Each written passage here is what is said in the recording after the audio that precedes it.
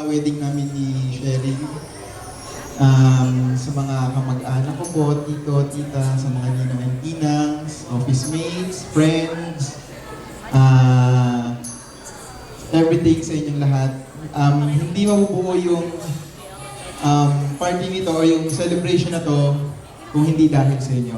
I'm so happy kasi akala ko hindi natin mapupuno yung area eh. Pero actually, nag-exit pa. Pero it's okay. Ayun. Thank you everyone. Thank you sa inyong lahat. Sa photographer, coordinator, MC, and the rest of the staff na nagtumulong sa amin dito sa wedding ito. Maraming salamat. Thank you. Sinabi niyo na lang. Anyway, we'd like to thank you for coming here. I know, lalo din sa family ko, medyo malayo siya kasi we come from South. Pero yun nga, we made it. And iyak na naman.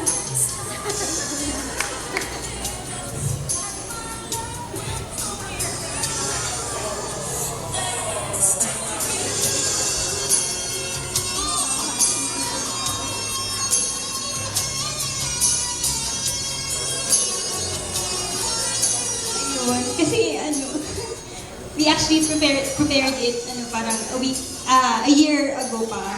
Yung first time namin nagpunta kami kay Lerwega with Marlon's family. Parang I'm so thankful na sobrang parang tanggap nila ako. Actually, nung January pa lang, schedule na kami November ata yun, pagpunta namin kay Lerwega. Anyway, wait lang po.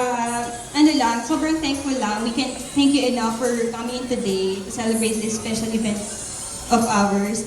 And all those special people na talagang malapit sa amin. Talagang sinort out talaga namin yung list kasi nga, given the place that we have, hindi siya ganun kalaki. Tapos we're actually, tawag dito, we're actually medyo, kami, hindi naman afraid, pero parang nag-ano kami na baka yung 115 na gets namin, kasi we actually had ocular visits before dito din, na parang hindi ganun na po yung place. There were many tables na wala, pero yun nga, sabi ni Marlon, nag-exceed din. So yun, so basta from the bottom of our hearts, we thank you. Thank you.